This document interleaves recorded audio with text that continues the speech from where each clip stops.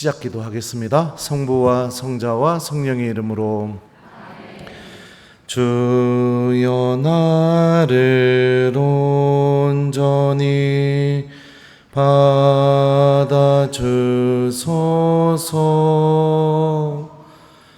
주여 나를 온전히 받아주소서. 나의 모든 자유와 나의 기억과 치료, 나의 의지 소유한 이 모든 것을 주여 당신께 드리리다.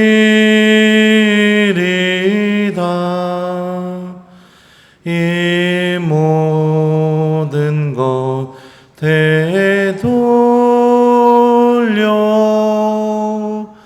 드리오리다.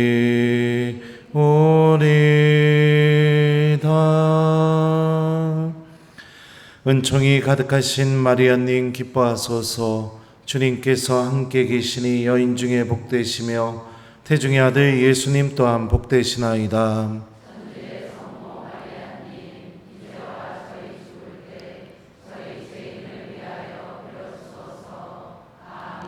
성부와 성자와 성령의 이름으로. 안녕하세요. 김재덕 베드로입니다. 만나서 반갑습니다.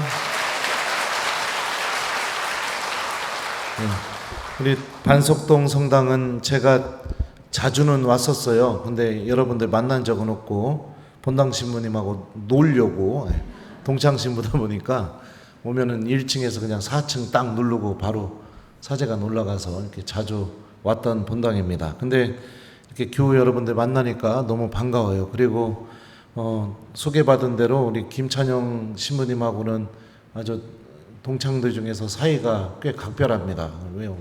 중학생 때부터 알고 지냈던 사이였기 때문에 제가 로마에서 유학할 때 한국에 들어오면은 그때 김찬영 신부님이 군종 신부님이셨거든요.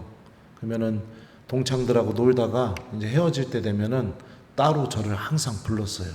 불러가지고 그 군종 신부 월급 얼마 되지도 않을 텐데 봉투 따로 해가지고 너 이걸로 이태리 가서 맛있는 거 사 먹어. 이렇게 항상 한국 올 때마다 그렇게 따로 이렇게 챙겨줬던 아주 마음 따뜻한 신부예요. 그래서 저도 좀 봉투를 챙겨주고 싶은데 챙겨줄 방법이 없네요. 주교님한테 우리 본당 신부님 유학 좀 보내달라고 하면 제가 어떻게 챙겨줄 것 같은데 미안합니다. 네, 이제 견진특강 오늘부터 이제 4주 동안 저와 함께 하나님 말씀을 듣기 시작할 텐데 이 자리에는 견진 대상자도 있지만 또 이미 견진 받으신 분들도 계실 거라고 생각이 들어요. 그죠? 견진 성사가 어떤 성사냐면 성령을 받는 성사다. 우리가 보통 이렇게 알고 있지만 우리는 세례 성사 때 이미 물과 성령으로 세례를 받은 사람들입니다.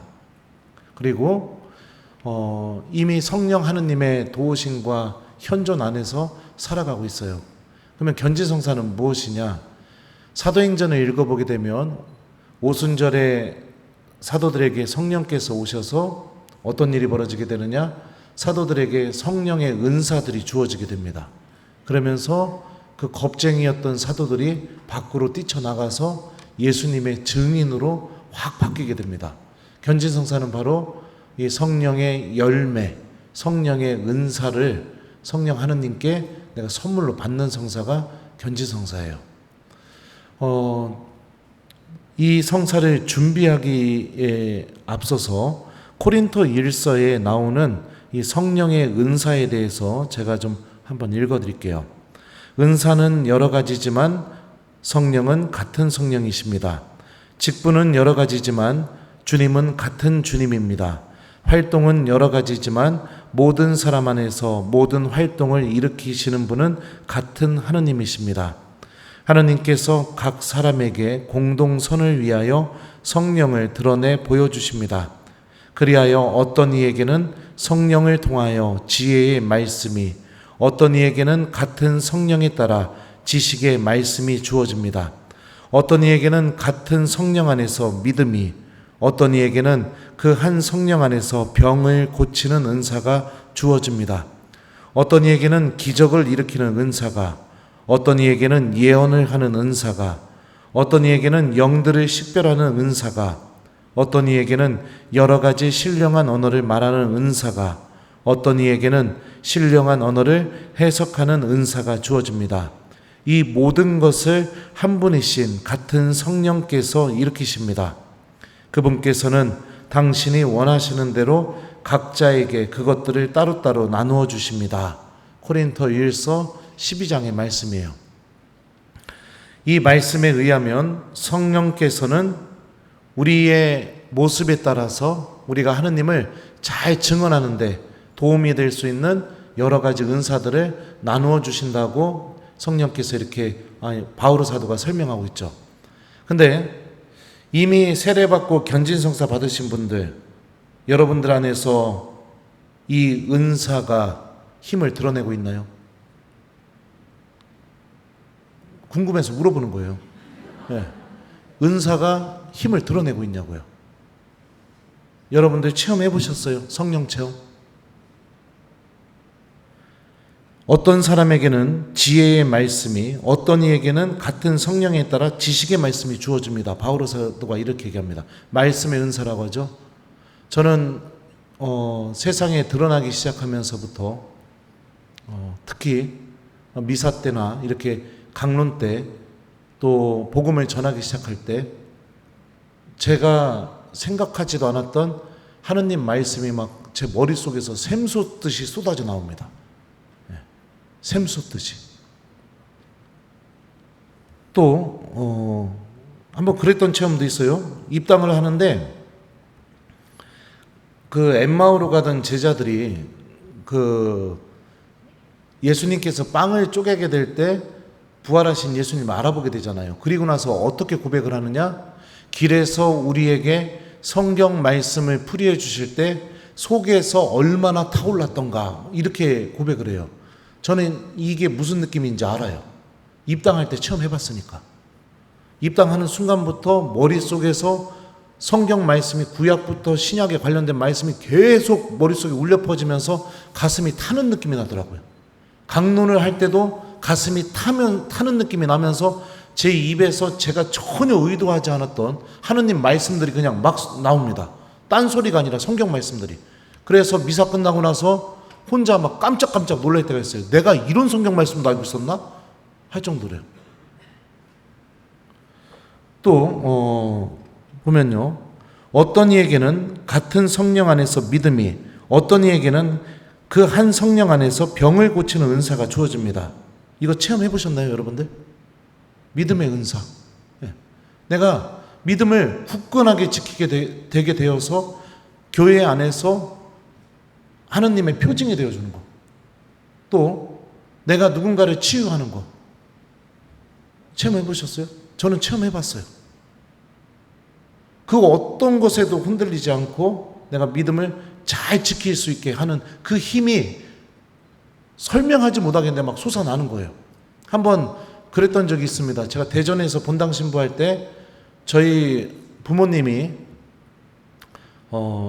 식복사를 해주셨어요. 그 식복사라고 하면 뭐 사제관 청소랑 빨래 요거를 일주일에 한 번 오셔가지고 해주셨어요. 원래는 저보다 훨씬 어리고 젊고 이쁜 자매님으로 고르려고 했는데 어머니가 입에 거품을 무시려고 하면서 절대로 안 된다고, 내 눈에 흙이 들어가기 전까지 절대로 안 된다고 해갖고 어쩔 수 없이 그 어머니를, 그럼 엄마가 해요. 그랬더니 그 다음 주부터 어떻게 됐느냐, 엄마가 아빠를 또 데리고 온 거예요. 그래서 아버지는 왜 오셨쇼 했더니 엄마가, 제가 이제 엄마한테 월급을 줄 거 아니에요.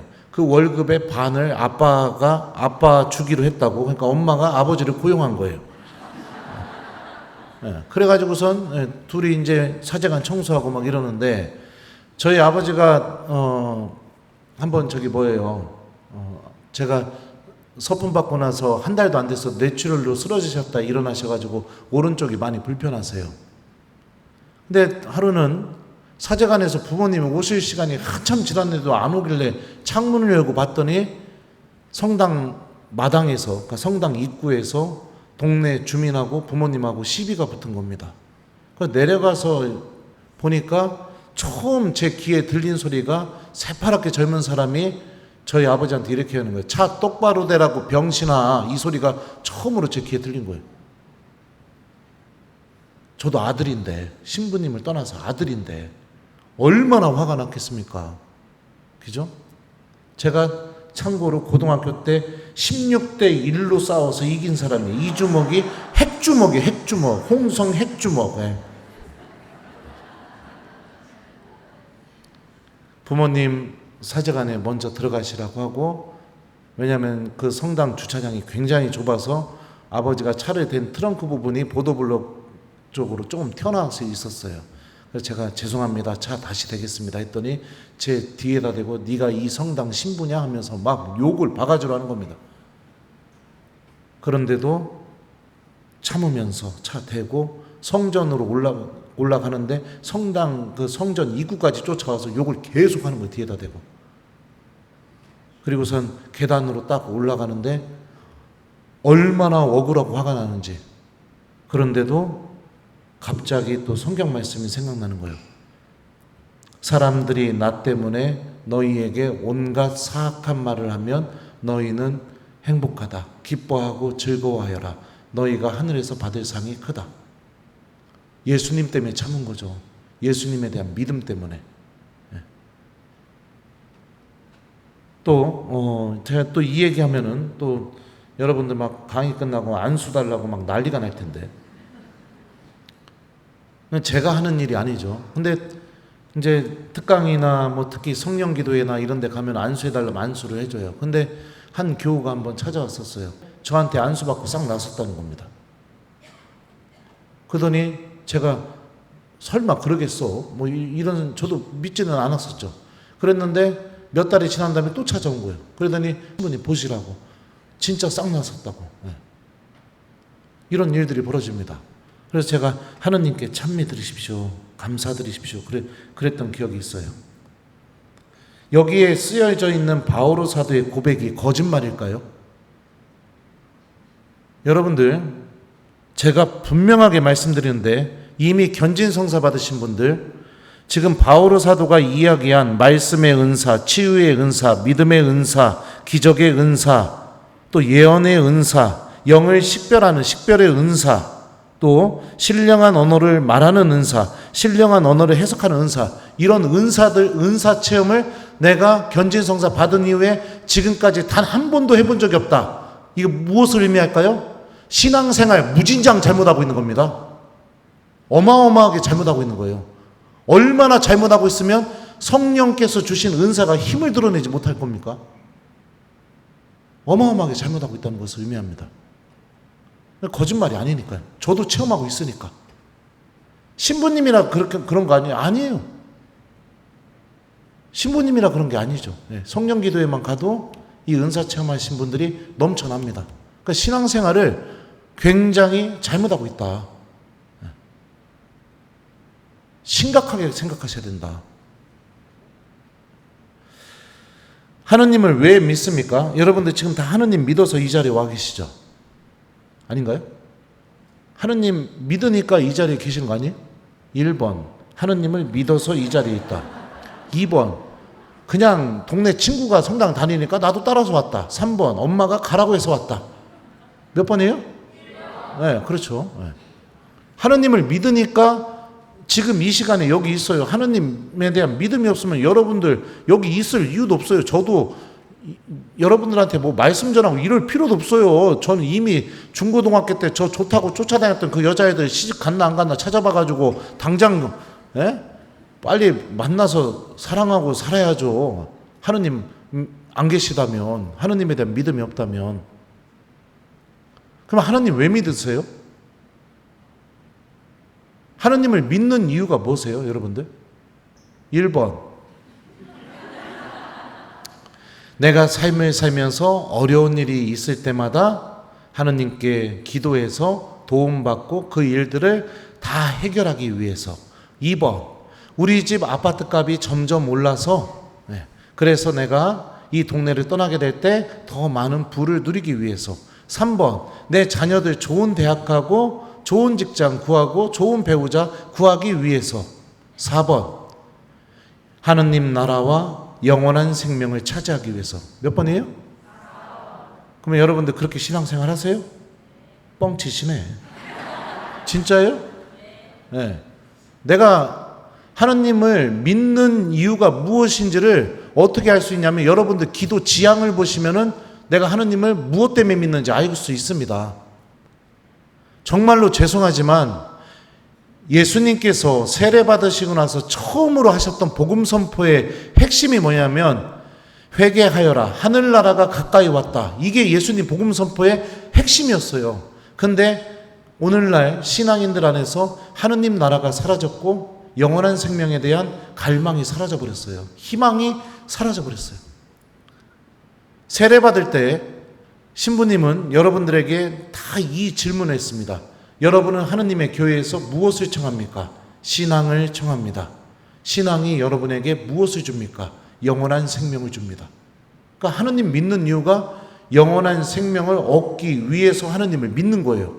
다시 말하면 여러분들은 이 수많은 사람들 중에 내가 죽게 되면 나의 삶은 죽음으로 끝나는 것이 아니라 부활해서 하느님과 함께하는 영원한 생명이 존재하고 하느님 나라가 준비되어 있다라는 것을 믿고 있는 사람들이라는 것을 의미합니다.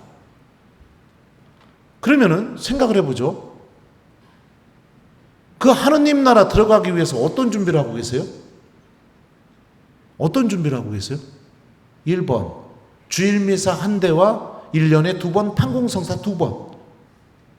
2번, 글쎄요 신부님, 뭐 제가 필요할 때만 기도하죠 뭐. 3번, 솔직하게 얘기하면 창피하니 대답을 안 하겠습니다. 여러분들의 신앙생활 어떠시냐고요? 어떠시냐고요? 저 혼내고 싶은 마음 없어요. 이 견진성사가, 견진교리가 시작되면서 제일 이거부터 출발해야 됩니다. 그래야 성령 하느님을 원하는 마음이 생겨요. 하느님 나라가 어떤 곳일까요? 생각해 보셨나요? 하느님 나라. 하느님 나라가 어떤 곳인지 잘 모릅니다. 예수님이 비유를 얘기했지만 하느님 나라에 대한 비유들은 대부분 그곳에서 우리가 무엇을 누리게 되는지 거기에 포커스가 맞춰져 있지 않아요. 근데 테살로니가 1서를 보게 되면 바오로 사도가 이렇게 말했습니다. 하느님 나라에 대해서. 이렇게 하여 우리는 늘 주님과 함께 있을 것입니다. 다른 건 모르지만 성서의 증언에 의하면 늘 주님과 함께 있는 곳이 하느님 나라예요. 그리고 그 나라에서 누리게 되는 영원한 생명은 늘 주님과 함께 있음으로 해서 주어지는 거예요. 그러면 생각해 보죠. 늘 주님과 함께 있는 곳이 하느님 나라라면 나의 신앙생활은 늘 주님과 함께 있는 것을 기뻐하는가? 제가 우리 주일학교 아이들에게 천국에 대해서 교리를 할 때 이렇게 가르쳐요. 얘들아, 천국은 말이다, 영원히 묵주기도 하는 곳이요, 영원히 미사 드리는 곳이요, 영원히 교리 배우는 곳, 영원히 성체조배하는 곳, 영원히 십자가 얘기를 하는 곳, 영원히 성경 말씀 읽는 곳이 거기가 천국이요, 영원히 신부님 강론 듣는 곳이 천국이요. 그리고 나서 천년성체하는 아이들한테 이렇게 질문해요. 자, 나는 죽어서 천국 가고 싶다, 손 들어보세요 하면 몇 명이 들까요? 안 들어요. 안 들어요. 이미 하느님과 함께하는 게 짜증난다는 걸 애들도 알고 있어요. 짜증난다는 거. 기도하자는 소리를 듣게 되면 요즘 가정 안에서 기도하는 거는 거의 기적과 같은 일이죠. 가정 안에서 촛불 켜놓고 엄마, 아빠, 자녀가 함께 모여서 기도하는 일은 기적과 같은 일이에요. 있을 수가 없는 일이에요. 기도하자고 하면 어떻게 하느냐? 가족 중에 누군가 분명히 이런 사람이 있어요. 좀 쉬어야 되는데 그냥 가족들 다 불편하게 그냥 꼭 거기다 촛불 켜놓고 그러고 앉아있다고. 방에 들어가서 혼자 해요. 이래버려요. 네. 몸부림 칩니다. 하느님과 함께 하는 게 싫어서. 몸부림 쳐요. 가을이 되면 본당 신부님하고 전신자 성지순례 가죠? 가요, 안 가요? 네, 가죠. 네. 가면은 그 관광버스 타자마자 어떻게 합니까? 1번 타자마자 곧바로 노래방 기계 켜고 소주 까고 그거 마시고 돌리고 춤추고 막 이런다. 2번 묵주를 꺼내서 묵주 기도를 시작한다. 몇 번이에요? 네. 묵주 기도가 시작되는 순간 그냥 가슴이 답답합니다. 답답해요. 그리고서 어떻게 하느냐? 그냥 눈을 감고 이러고 있어요. 기도도 안 해요. 그러다가 마지막 묵주기도 5단 영광송이 끝나는 순간 눈빛이 막 반짝반짝반짝해져요. 막 아주 그냥 생기가 돌아요. 그런데 참 만약에 예를 들어서 그게 환희의 신비였는데 환희의 신비 5단이 끝나갈 때 막 너무너무 기뻐갖고 드디어 떠들 수 있다. 드디어 얘기할 수 있다. 이러는데 영광송 하고 구원의 기도 딱 하고 나서 끝나는 줄 알았는데 본당 신부님 마이크 붙잡고 빛의 신비 1단 이러는 순간 환장해서 죽어버리는 거예요. 그냥 미사가 길어져도 환장하고 그냥 그렇습니다. 성체조배 하자고 누가 붙잡으면 그것 오만 핑계 다 대면서 바빠서 못한다고 이래고 나가버리고 미사 시작 전에 성전 밖에서 막 서성여요. 막 1분 전까지 들어오기 싫어가지고. 만약에 내가 신앙생활을 평생 그렇게 살았다면 여러분들 하느님 나라가 여러분들에게 기쁠까요? 기쁠까요? 영원한 생명이 여러분들에게 정말 기쁠까요?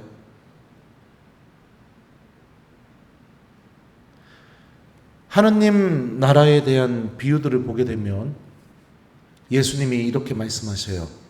기름이 준비된 5 처녀는 신랑과 함께 혼인잔치에 들어가고 준비가 안 된 어리석은 5 처녀는 어떻게 해요? 문이 닫혀버리고 문 밖에서 문을 두드린답니다. 주인님 문 좀 열어주십시오. 그럴 때 그 자비하신 예수님께서 어떻게 하셨을까요? 문 안 열어줬어요. 그리고 뭐라고 한 줄 알아요? 나 너 누군지 모른다고 가라고 그러셨습니다. 그물의 비유에서도 며칠 전에 나왔었죠. 그물을 던져서 좋은 물고기를 걷어들이고 나쁜 물고기는 다 버리겠다고 하셨어요.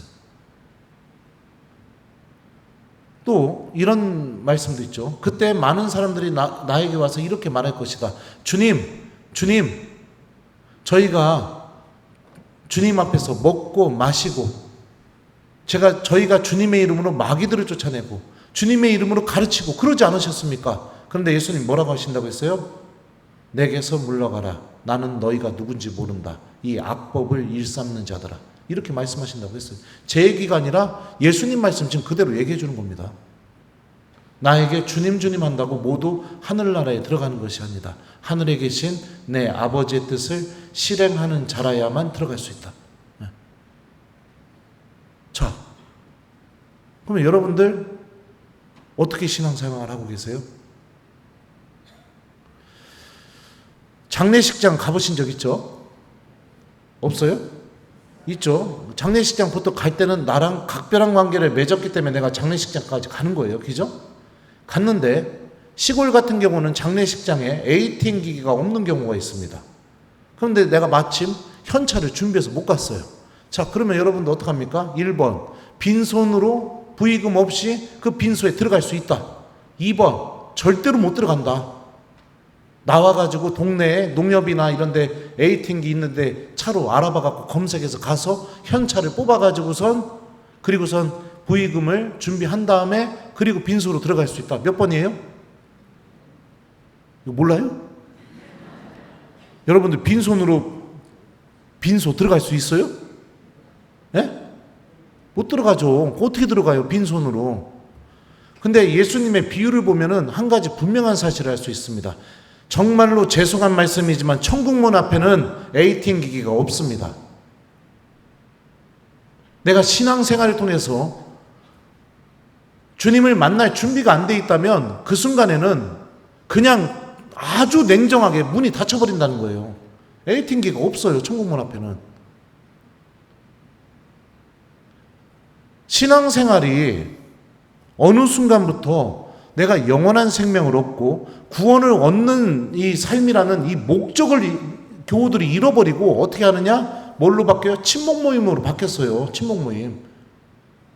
주일날 미사 드리고 미사 끝나고 나서 어떻게 해요? 가장 중요한 게 뭘까요? 다 같이 큰 소리로 따라합니다. 점심. 네, 점심 먹는 게 가장 중요한 거예요. 그날 주님이 어떤 말씀을 하셨고 내가 한 주 어떻게 살아야 이 하느님 나라를 준비할 수 있는지 이거에 대한 관심조차 없습니다. 관심조차. 그렇게 살아가는 그 사람의 모습과 이 성경에 나오는 이 말씀을 한번 비교해 보십시오. 나자렛 사람 예수님, 당신께서 저희와 무슨 상관이 있습니까? 때가 되기도 전에 저희를 괴롭히시러 오셨습니까? 저는 당신이 누구신지 압니다. 당신은 하느님의 아드님이십니다. 누가 했던 말일까요? 악마가 했던 말이에요. 마귀가.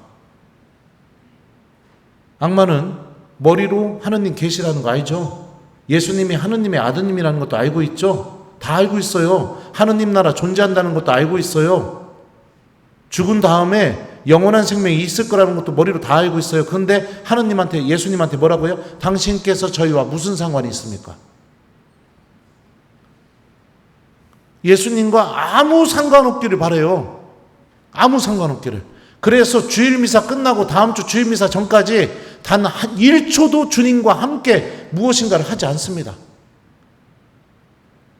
기도도 사라지고 하느님의 말씀은 이미 내던져 버렸고 나의 세상의 삶을 살아가는 질서가 복음이 아니라 돈, 내 욕심, 욕망, 자녀에 대한 끝도 없는 나의 욕심, 뭐 이런 것들이 내 삶을 살아가는 질서가 되어버리게 되는 거예요.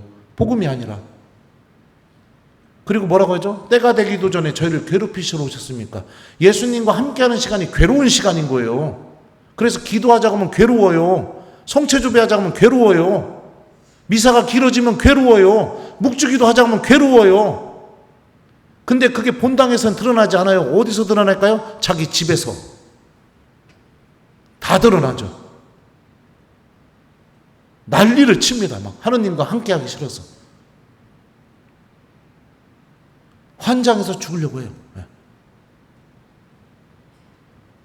그러니 내 영혼이 믿음을 통해서 정말로 얻어야 할 것, 이거에 대한 인식과 이 영원한 생명에 대한 소중함을 전혀 모르고 있으니 견진성사가 어떻게 되는 거예요? 그냥 거쳐가는 과정 중에 하나의 예식일 뿐인 거예요. 그러니 견진을 받고 나서도 성경에는 분명히 성령께서 은사와 열매들을 나눠준다고 했는데 나의 신앙생활 안에서는 은사가 뭔지도 열매가 뭔지도 모르고 그냥 그러고 살아가요. 여전히 주님과 아무 상관없는 게 기쁨으로 그러고 살아가는 거예요. 이거 심각하지 않습니까? 정말 하느님 계시면 어떡하시려고 하세요? 심각하지 않아요? 여러분들 주님 만날 때 어떻게 들고 가고 싶으세요? 신앙생활이 5년, 10년, 15년, 20년이 되게 되면 그 사람 안에서 맺어져야 되는 열매가 뭘까요?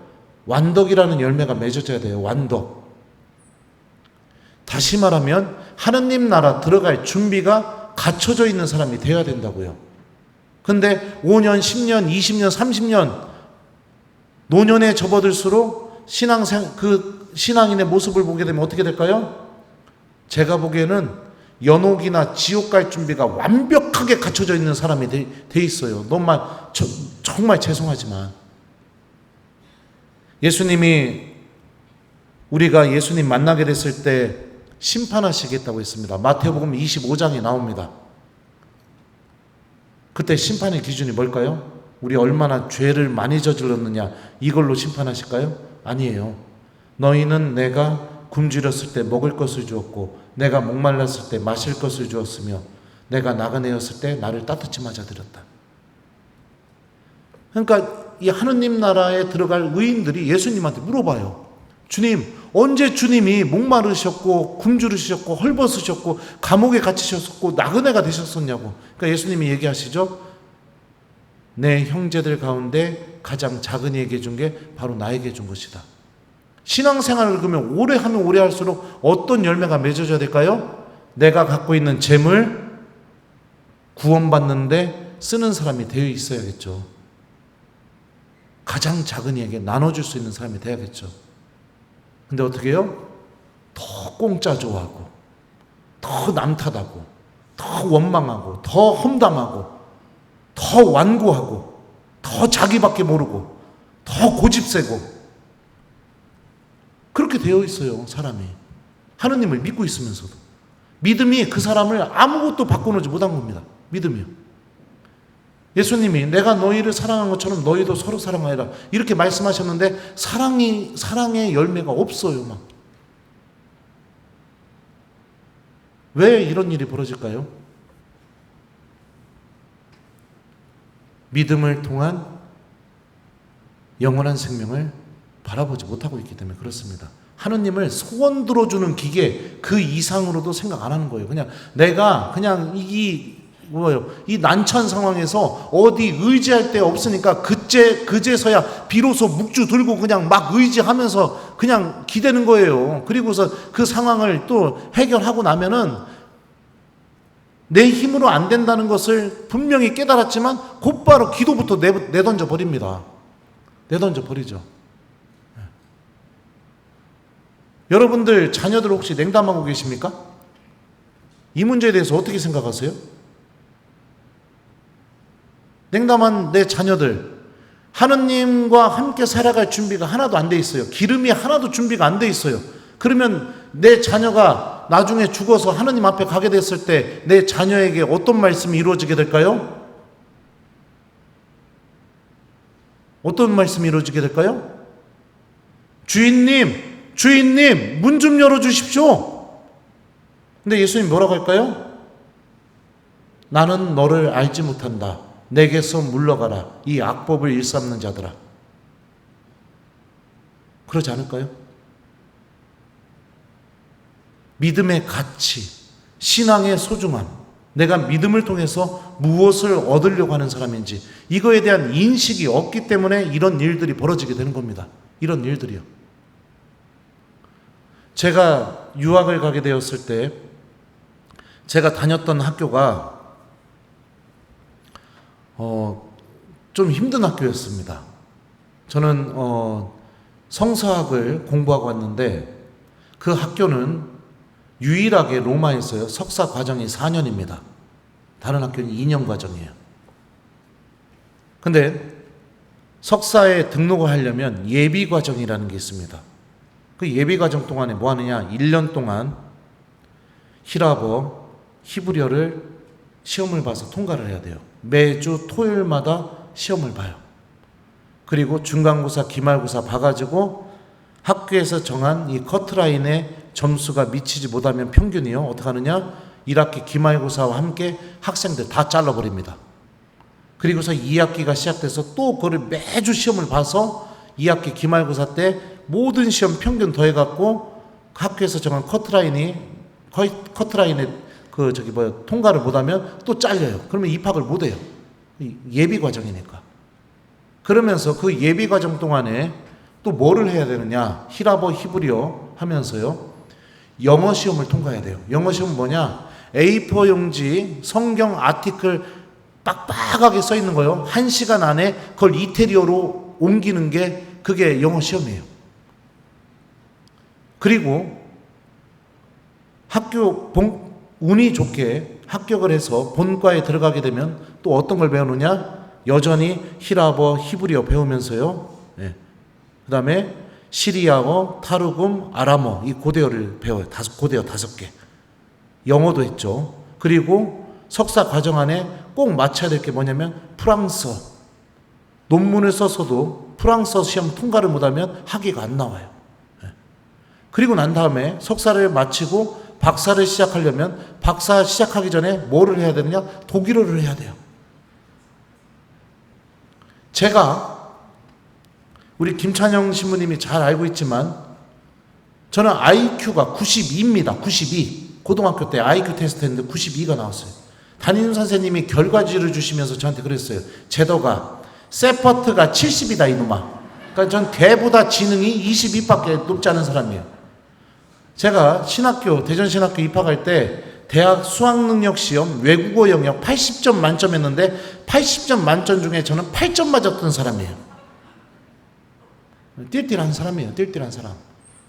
근데 제가 그 학교에 갔는데 그 학교도 제가 고른 게 아니에요. 주교님이 그 학교에서 공부해서 하겠다 가지고 오라고 해서 보내서 갔는데 한 주를 지내보고 나니까 본능적으로 알겠는 겁니다. 주교님이 나를 잘못 보내셨구나. 난 여기서는 내가 내 능력 밖의 일이다. 스스로 깨닫게 된 거죠. 그래서 어떡하지?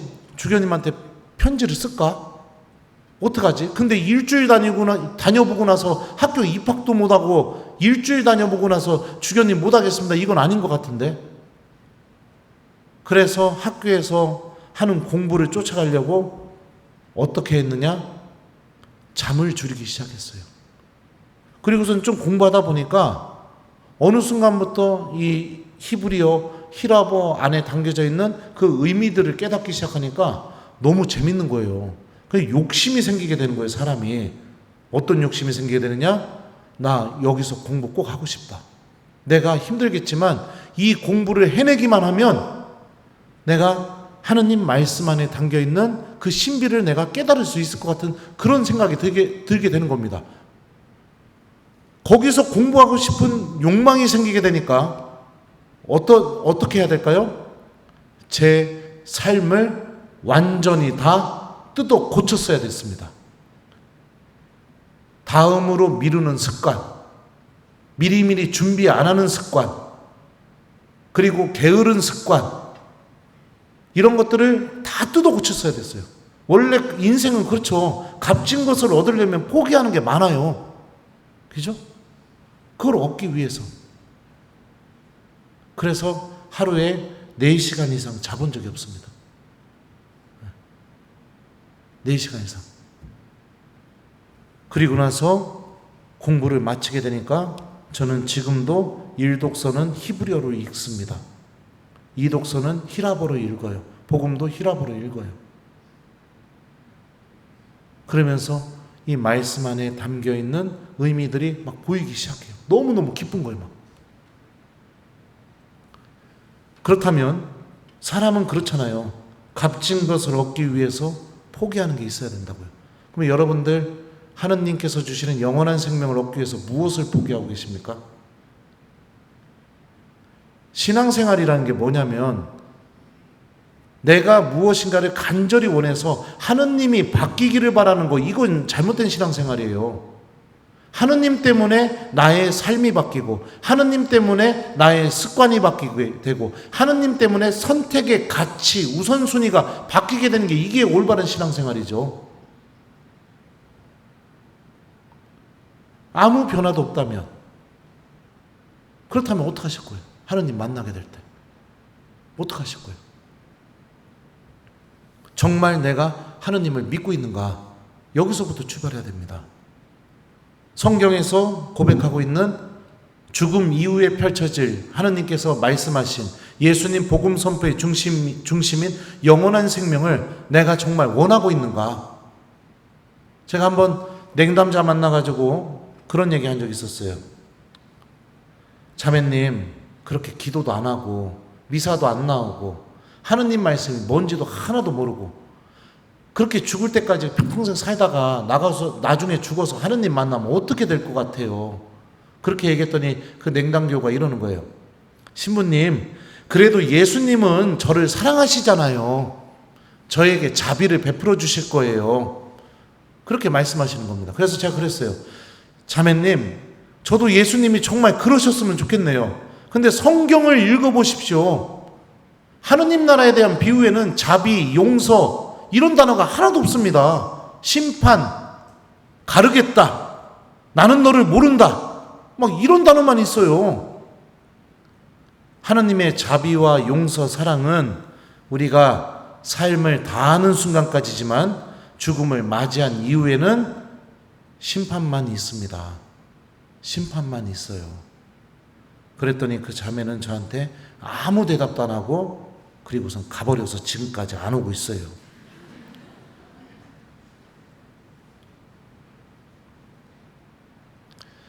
제가 여기 세월센터에 한번 와가지고 그때 특강을 악마에 대해서 이렇게 해줬던 적이 있었습니다. 악마가 사람을 어떻게 지배하는지에 대해서. 영화에서 보면 여러분들 악마가 사람을 지배하면 어떨까요? 막 이렇게 팔 꺾이고 왜 막 이렇게 하고 막 이상한 말 하고 그러잖아요. 근데 성경을 읽어보면 또 다르게 사람을 지배하는 모습이 있습니다. 그게 뭐냐? 아담과 하와가 에덴 동산에서 뱀과 대화했던 장면, 창세기 3장입니다. 뱀이 물어봐요. 하나님이 동산에 있는 나무 열매 다 먹지 말라고 했지. 이렇게 물어보니까 하와가 대답을 합니다. 아니다.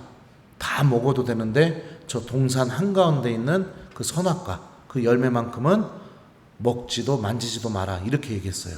하와가 선악과를 먹어서는 안 되는 과일로 인식하고 있었던 이유가 뭘까요? 뭘 것 같아요? 하느님이 먹지 말라고 말씀하셨으니까. 다시 말하면 생각과 마음 속에 하느님의 말씀이 있었던 겁니다.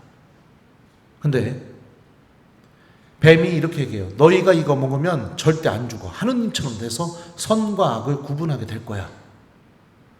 이렇게 뱀의 이야기를 듣자마자 하와 안에서 내면의 변화가 일어나게 됩니다. 그게 뭐냐? 창세기는 이렇게 얘기합니다. 여자가 그 나무 열매를 쳐다보니 소담스러워 보이고 먹음직스러웠다. 그뿐만 아니라 사람을 슬기롭게 해줄 것처럼 보였다. 무엇이 바뀌게 된 거죠? 선악과에 대한 생각이 바뀐 거예요. 먹어서는 안 되는 과일에서 너무너무 먹고 싶은 과일로, 먹어서는 안 되는 과일로 인식했을 때는 하와의 생각과 마음속에 하느님의 말씀이 있었기 때문에 먹지 않으려고 했습니다. 근데 먹고 싶은 과일이 됐어요. 뱀과 대화했더니. 그러면 하와의 생각과 마음속에서 뭐가 사라진 걸까요? 하느님의 말씀이 사라지게 된 거예요. 악마가 사람 공격할 때 제일 먼저 이렇게 공격합니다. 예수님의 씨 뿌리는 자의 비유 기억나세요? 길, 돌밭, 가시덤불, 좋은 땅. 근데 길에 뿌려진 씨앗에 대해서 예수님이 직접 풀이를 해주십니다. 길에 뿌려진 씨앗은 이러한 사람이다. 그는 말씀을 들으면 곧바로 악한 자가 와서 그 말씀의 씨앗을 빼앗아간다. 악의 첫 번째 활동이 뭐냐? 우리들의 생각과 마음 속에서 하느님의 말씀을 빼앗아가는 거예요. 말씀을 빼앗아가게 되면 어떤 일이 벌어지게 될까요? 기준이 사라지게 되는 겁니다. 나의 모든 것의 기준이 사라져요.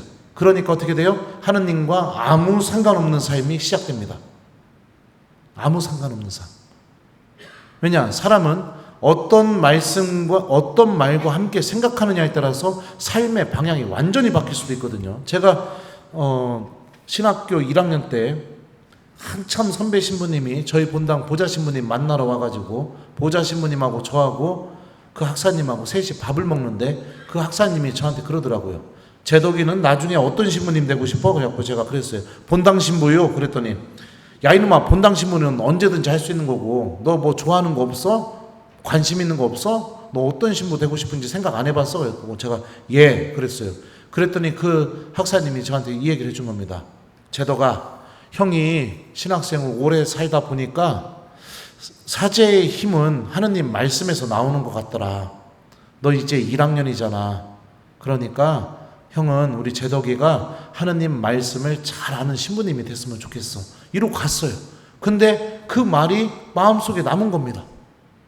그러니까 방학 끝나고 나서 2학기가 시작됐을 때 책을 살 때도 성경에 관련된 책을 한두 권 더 사서 읽게 되는 거예요. 그러다 보니까 논문도 성서로 쓰게 된 거예요. 학위도 성서로 받게 된 거예요. 그러고 나서 유학도 성경으로 가서 또 학위도 성서로 받게 된 거예요. 그 형이 해줬던 말 한마디 하나가 삶의 방향을 완전히 바꾸는 거죠. 그 말 한마디 하나가. 아무튼 악마는 이렇게 사람을 지배해요. 사람의 생각을 지배합니다. 생각. 하나님의 말씀이 다 사라지게 만들어서. 이 일이 미사 끝나고 나갈 때마다 벌어져요. 나갈 때마다. 한번 생각해 보죠. 제가 본당 특강 나가면 항상 이 질문을 합니다. 우리 본당 신부님께서 다음 주 화요일 날 저녁 미사에 오시는 모든 교우들에게 1인당 5만 원씩 주겠습니다. 교중 미사 때 이렇게 얘기했다고 쳐봐요. 자, 그러면 1번 미사가 끝나고 성전 밖으로 나가면서 신부님이 5만 원 준다고 한 말이 기억이 날 것 같다. 2번 다 잊어버릴 건다. 몇 번이에요? 네? 그러면은 오늘 교중 미사에 안 나왔던 내 가족들에게 1번 집에서 밥을 먹으면서 다음 주 화요일 날 미사 나오면 1인당 5만 원씩 준대야. 당신도 가고 나도 가고 애들까지 가면은 15만 원이요. 미사 가자. 이 얘기를 한다. 2번 절대로 얘기 안 하고 나만 혼자 5만 원 받는다. 몇 번이에요? 네. 그러면 다음 날 교중미사에 안 왔던 미카엘라 언니, 라파엘라 언니, 세실리아 언니 만나서 밥 먹고 차 마시면서 1번 본당 시부님이 다음 주 화요일 날 미사 오면은 5만 원 준대. 가자. 이 얘기를 한다. 2번 절대로 얘기 안 하고 나만 혼자 받는다. 몇 번이에요? 네. 그러면 다음 주 화요일이 되면 1번 나는 무슨 일이 있어도 저녁 미사에 온다. 2번 나는 절대로 미사에 안 온다. 몇 번이에요? 자, 미사에 온 이유는 1번 5만 원 받으러 왔다. 2번 주님의 말씀을 듣고 성체 안에 살아계시는 예수님을 만나러 왔다. 몇 번이에요? 몇 번? 2번? 뻥치시네. 자, 그러면 또 생각해보죠. 자, 미사가 끝나고 나면은 구원을 가져다주는 하느님의 말씀이 성전문을 나가면서 1번 생각이 난다. 2번 다 잊어버린다. 자, 그리고 나서 집에 와서 1번 오늘 미사 때 들었던 예수님의 말씀을 미사에 안 온 내 가족들에게 담대히 선포한다. 2번 생각이 안 나기 때문에 할 말이 없다. 자, 그리고 다음날 어제 미사에 안 왔던 미카엘라 언니, 라파엘라 언니, 세실리아 언니 만나서 밥 먹고 차 마시면서 1번 어제 예수님께서 하셨던 복음 말씀을 담대히 선포한다. 2번 생각이 안 나기 때문에 할 말이 없다. 자, 그러면 5만 원 준다는 말은 사도행전에 의하면 성령께서 사도들에게 오셨을 때 일으켰던 일, 다시 말하면 기억하고 밖으로 나가 전하고 행동으로 옮기게 하는 이 어마어마한 일을 일으키는데 구원을 가져다주는 하느님의 말씀은 왜 기억도 안 나고 전하지도 못하고 나를 움직이지 못할까요? 왜 그럴까요? 철저하게 경제 논리로 말씀드리면 여러분들에게 예수님의 십자가 죽음을 통해서 하느님께서 주신 구원과 영원한 생명이 5만 원짜리 한 장보다도 가치가 없기 때문입니다. 가치가 없기 때문에 그런 거예요. 5만 원짜리 한 장보다도 가치가 없는 거예요. 하느님의 구원이. 그러면 죽으면 다 하느님 만날 겁니다. 어떻게 하실 겁니까? 계속 이렇게 사실 겁니까? 주일 미사 끝나고 다음 주 주일 미사까지 기도도 주님 말씀도 아무것도 내 삶 안에 하느님과 아무 상관없이 그렇게 계속 반복되는 삶 사실 겁니까? 하느님께 용서를 청할 줄도 모르고 고해성사는 판공성사 표 나올 때만 그때만 가가지고서 고해성사 본지 지난 판공 때 봤습니다. 주일 미사 한 번 빠졌습니다. 이밖에 알아내지 못한 죄도 통해하오니 사해 주소서. 계속 이렇게 하실 겁니까? 내 자녀들이 정말로 중요한 게 신앙을 소유하고 신앙을 갖는 것이 정말로 중요하겠죠. 하느님을 믿고 있다면 공부도 중요하지만 근데 시험 기간 되면 성당 가지 마, 학원 가, 과외해 이래놓고 내가 평생을 내 자녀에게 신앙은 지키고 간직하고 그러면서 하느님과 함께 세상을 살아가는 것이다. 이것을 가르치지 않고 네가 급한 일 생기면 외면해도 돼. 네가 중요한 일 생기면 잠시 버려도 돼. 이것만 계속 가르치면서 욕심, 세상적인 것 이것만 붙잡으면 돼.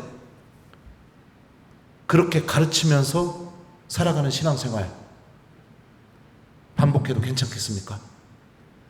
묻고 있는 거예요, 여러분들에게. 정말로 괜찮을 것 같아요. 성령 하느님이 도대체 어떤 분이신지, 성령께서 주시는 은사가 내 안에서 힘을 드러내게 될 때 어떤 느낌인지, 성령께서 맺어주시는 그 열매가 얼마나 나에게 기쁨을 가져다 주는지 하나도 못 느끼고 평생 주일미사 한 대와 판공성사 2번 이것만 반복하면서 살아가도 괜찮겠습니까? 괜찮겠냐고요. 주님과 함께하는 시간이 주어지게 되면 짜증이 나고 이미 나의 영혼 안에서는 하느님을 밀쳐내는 게 그게 나의 기쁨이라고 생각하고, 내가 막 하느님과 함께하는 것보다, 그렇죠, 그리스도인의 쉼이 뭐예요? 안식이 뭐예요? 예수님이 말씀하셨잖아요. 고생하며 무거운 짐을 진 너희는 모두 나에게 오너라. 내가 너에게 안식을 주겠다. 분명히 당신에게 오라고 했어요. 근데 나의 안식은 뭐예요? 인천공항 가서 비행기 타고 어디론가 날아가서 주일미사도 안 드리고 기도도 안 하고 내가 갖고 있는 돈으로 내 욕망 다 채우고 인스타에 올릴 사진 다 찍고 카톡에 올릴 사진 다 찍고, 그리고 하느님 없이 그냥 그 긴 시간을 욕망을 다 채우고 돌아와서 고해성사 한 번 보는 거, 이게 그리스도인의 안식 아닙니까? 하느님이 사라져버리고 내가 쓸 돈이 있으면 행복한 거 아니에요? 정말 이렇게 살아도 여러분들 괜찮을 것 같습니까? 괜찮을 것 같아요. 네. 묻고 있는 거예요. 본의 아니게 여러분들을 겁박지르고 있다 이렇게 생각할지 모르겠지만 전혀 아닙니다. 저는 복음을 전하기 시작하면서 하느님도 살아계시다는 것을 체험했고 악마도 존재하고 있다는 것을 체험했어요. 그렇기 때문에 제 사제생활에 분명한 목표가 생기게 되더라고요. 그게 뭐냐, 적어도 제가 다는 못하니까 저에게 맡겨진 교우들, 그러니까 교회가 저에게 맡겨주는 신자들은 어떻게 쓰든지 정신 차리게 해서 다 천국으로 데리고 가야겠구나. 제가 이게 사제생활의 목적입니다. 목적. 악마가 제일 먼저 뺏어가는 게 하느님 말씀이라고 했죠. 그래서 제 본당 사목의 핵심이 뭔지 아세요? 복음을 무조건 기억하게 만들어요. 미사 끝나고 나올 때 성전문 앞에서 제가 서가지고요, 어떻게 하느냐, 나오는 교우들 한 사람 한 사람 다 악수하면서 물어봐요. 자매님 오늘 복음 말씀 뭡니까? 대답 못하면 안 돼요. 길에서 만나면 제가 막 달려가가지고서 자매님 하고 달려가서 손을 딱 잡으면서 오늘 복음 말씀 뭡니까? 이렇게 물어봐요. 마트에서 만나면 뭐를 이렇게 살려고 이렇게 보고 있잖아. 그럼 옆으로 싹 가가지고서 그러면 이제 그 자매, 어머 신부님이에요. 자매님 오늘 복음 말씀 뭡니까? 네. 전화해서도 물어봐요. 나요 본당 신부가 뭐, 어머 신부님 웬일이세요? 내가 갑자기 궁금한 게 생각나서 전화했는데 막상 물어보려니까 좀 그러네요. 그랬더니 뭔데요 신부님? 아이 대시오 잘 지내요 오늘 하루. 그랬더니 또 뭔데요? 그러니까 아이 됐다니까요. 그러니까 뭔데요? 내가 그때 알았어요. 자매님들은 궁금한 걸 절대로 못 참는다는 거를. 뭔데요 신부님? 그래갖고 내가 그랬어요. 물어봐도 돼요? 했더니 예. 자매님 오늘 복음 말씀 뭡니까? 그랬더니 어떤 일이 벌어진지 아세요? 저는 본당에서 제가 개인 일정이 너무 바빠갖고 냉담자 찾기 이런 거 운동 잘 못해요. 지금 4년 사목했습니다. 근데 사목한 지 1년 만에 주일미사 참여자 수가 100% 증가했습니다.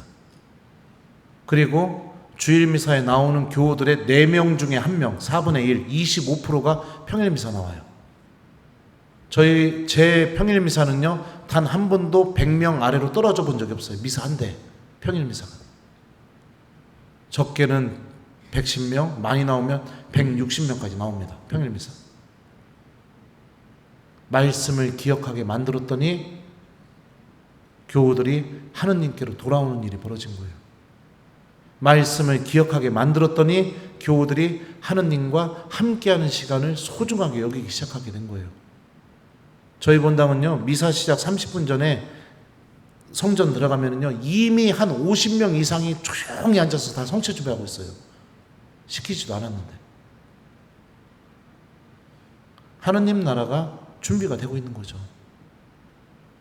하느님과 함께하는 게 기뻐야 하느님 나라 살 수 있잖아요. 이렇게 하여 우리는 늘 주님과 함께 있을 것입니다. 근데 나는 늘 주님과 함께 있는 게 싫어요. 늘 주님과 함께 있고 싶지 않아요.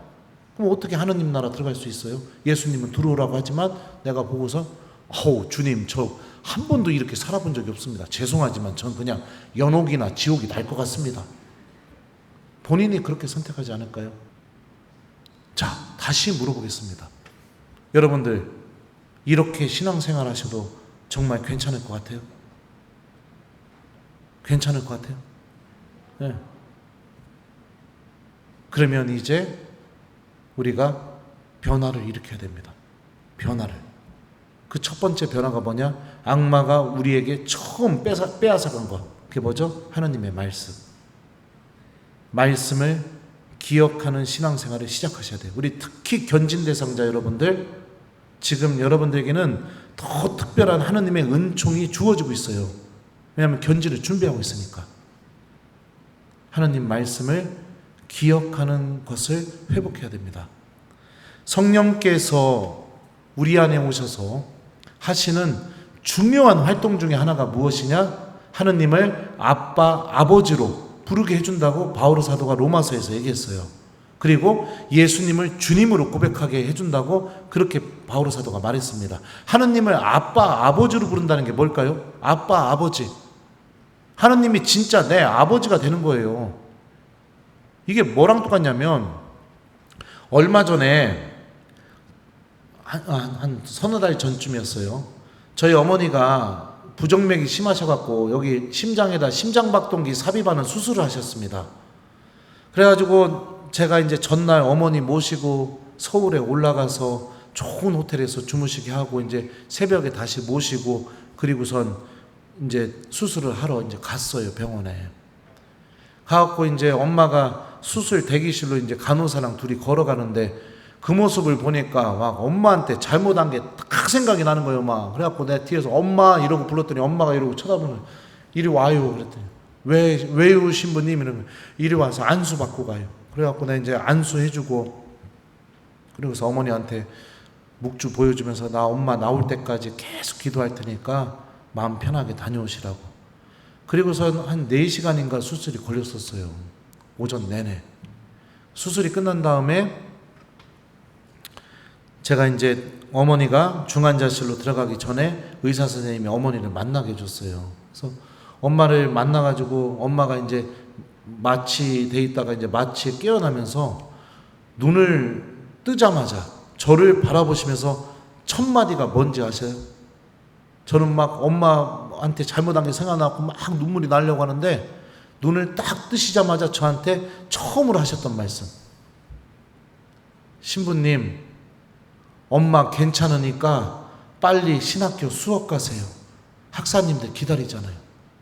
이게 엄마가 눈 뜨자마자 처음으로 했던 말이에요. 본인은 아파 죽어도 아들만 생각해요. 네. 하나님과 우리가 이런 관계를 맺고 있다는 것을 성령께서 깨닫게 해주신다는 거예요. 이게 성령의 중요한 활동 중에 하나입니다.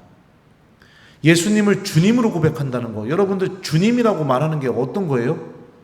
주님이면 주인이라는 것을 의미합니다. 그럼 내가 예수님을 주님으로 고백한다는 것은 나는 예수님의 종이 된다는 것을 의미해요. 훌륭한 종의 특징이 뭐죠? 주인이 하는 말을 그대로 실천으로 옮기는 게 종의 특징이에요. 주인이 뭐 했는데 안 했어요. 그러면 그 종 어떤 종이에요? 나쁜 종이에요. 나쁜 종이라고요. 예수님을 주님으로 고백하게 된다는 건 뭐예요? 예수님의 말씀이 나를 움직이게 만든다는 것을 의미합니다. 이게 성령께서 우리 안에서 일으키시는 활동인 거죠. 도와주실 겁니다. 성령 하느님께서 이미 물과 성령으로 세례를 받았으니까 도와주실 거라고요. 그래서 이 견진교리 첫 번째 이 주제는 이거예요. 하느님 나라 인식하기. 내가 죽은 다음에 하느님을 만나는 사람이구나. 이거에 대한 명확한 인식이 있어야 그 다음부터 제가 제시하는 것들이 여러분들 안에서 공감이 되고 실천이 되고 준비가 되는 거예요. 그게 이거에 대한 인식이 없으면 어떡하느냐? 그냥 을에 그냥 주교님 오셔서 그냥 내 머리에 손 한번 얹어주고 그냥 미사 끝나고 밥 한번 먹는 하나의 행사로 끝나요. 견진성사가. 아닙니다.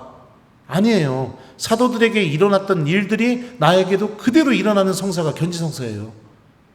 믿음으로 받아들이고 이제 여러분들 준비를 시작하셨으면 좋겠어요. 그리고 이미 견진 받으셨던 분들도 심각하게 고민하세요. 제가 처음에 읽어드렸던 코린토 1서의 이 성령의 활동에 관련된 말씀이 내 안에서 한 번도 체험되지 않았다. 이거는 내가 신앙생활 무진장 잘못하고 있다는 것을 의미합니다.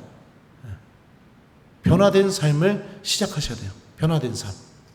돈도 중요하죠. 일상생활도 중요하죠. 학업도 중요하죠. 저 그거 포기하라고 얘기한 적 없어요.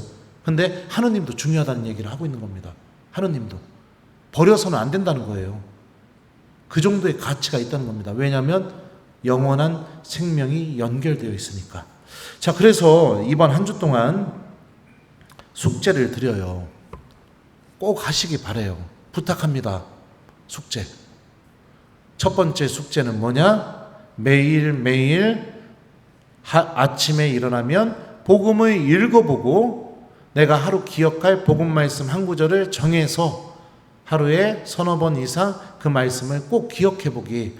말씀으로 하루를 시작하라는 얘기입니다. 악마가 우리에게 처음 빼앗아간 것, 바로 그 말씀의 씨앗을 내 생각과 마음속에 담으란 얘기예요. 이게 중요합니다. 복음 말씀을 매일매일 기억하기, 읽어보기, 이게 첫 번째 숙제입니다. 두 번째 숙제는 뭐냐?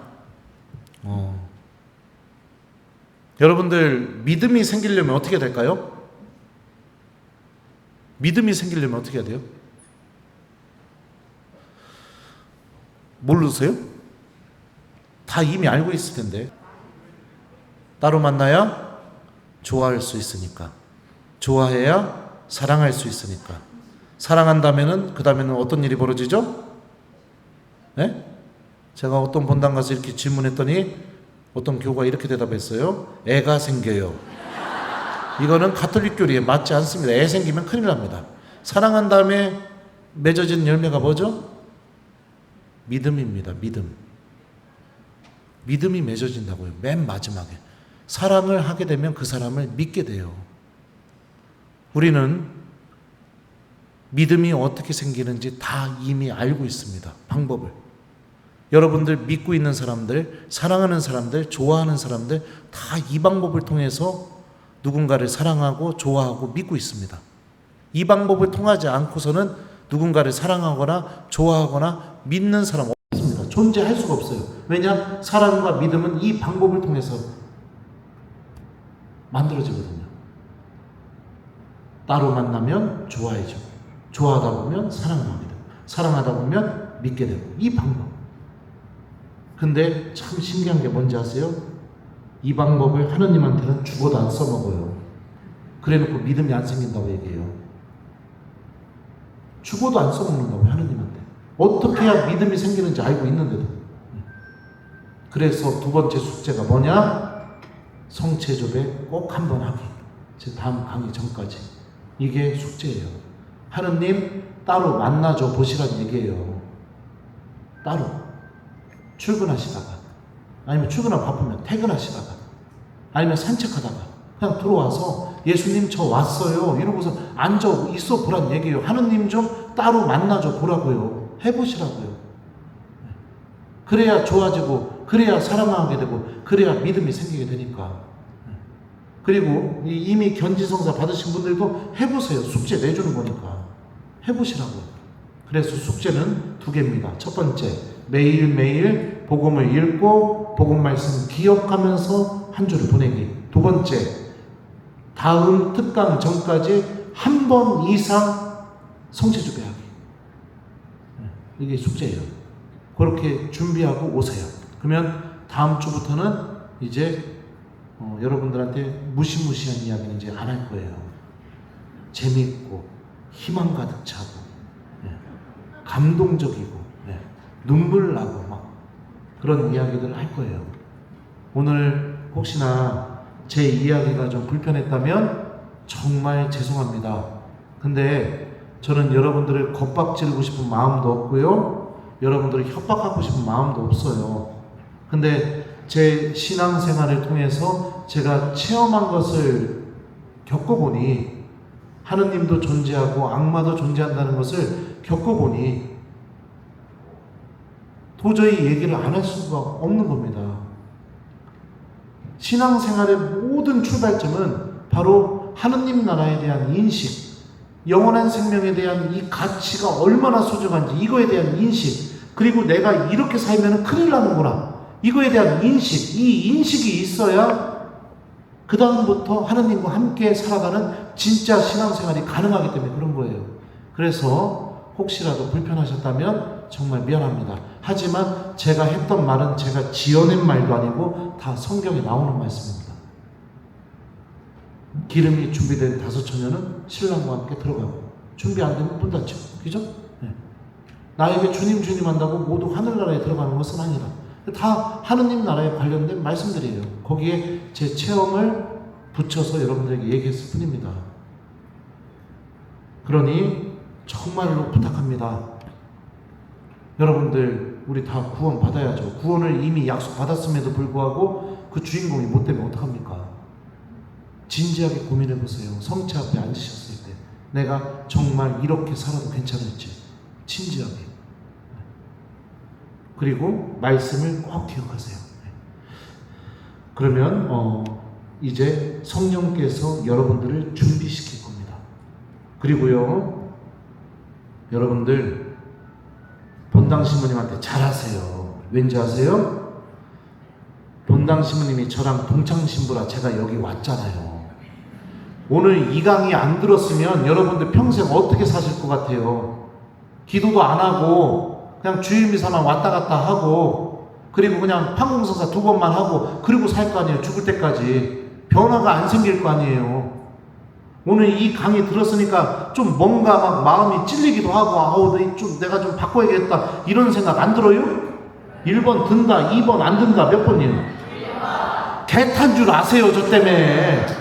삶의 방향이 이제 하느님 나라로 틀어지게 됐잖아요. 예? 이 얘기 안 들었으면은 평생 변화도 없이 살았을 거 아니에요. 내가 본당 신부님 부탁했을 때 정말 막 큰 본당, 막 이런 본당 다 거절하고 제 동창 신부가 불렀으니까 여기부터 선택했어요. 예. 그러니까 본당 신부님한테 참 잘하셨으면 이미 잘하고 계신 것 같더구만요. 아무튼 그래요. 이제 강의 끝내야 됩니다. 저도 배고파요. 네.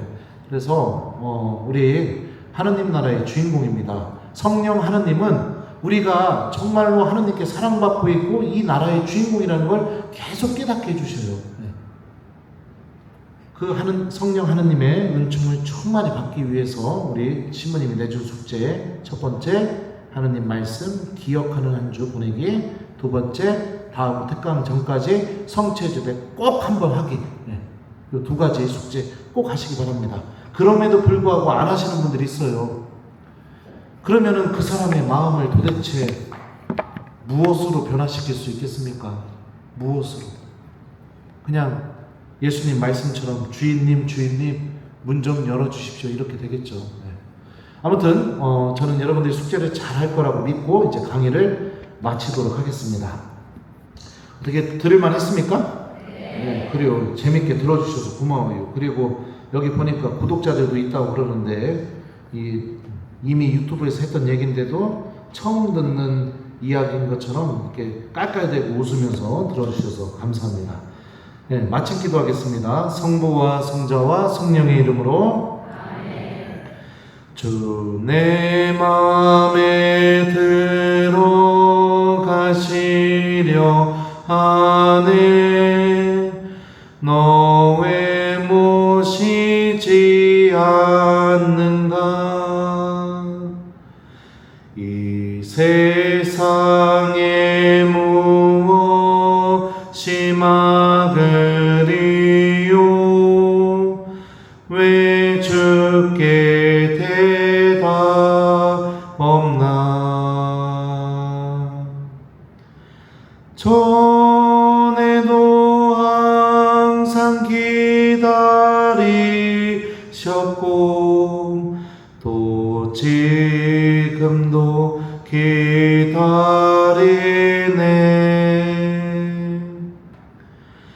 너 마음의 문 열기 원하시며 문 앞에 서 계시네. 오 친구여 주님께 나아가오. 사랑의 그 품으로 주 내 맘에 모시면 근심 없고 모든 것 해결되리.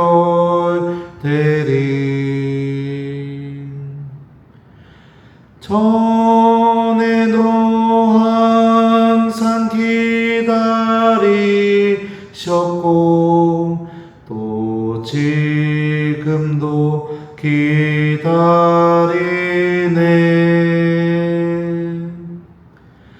너 마음의 문 열기 원하시며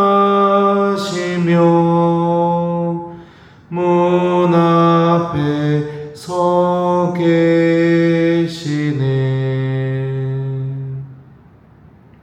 주님께서 여러분과 함께 전능하신 천주 성부와 성자와 성령께서는 여기 있는 저희 모두에게 강복하소서. 성부와 성자와 성령의 이름으로 부족한 강의 들어주셔서 감사합니다.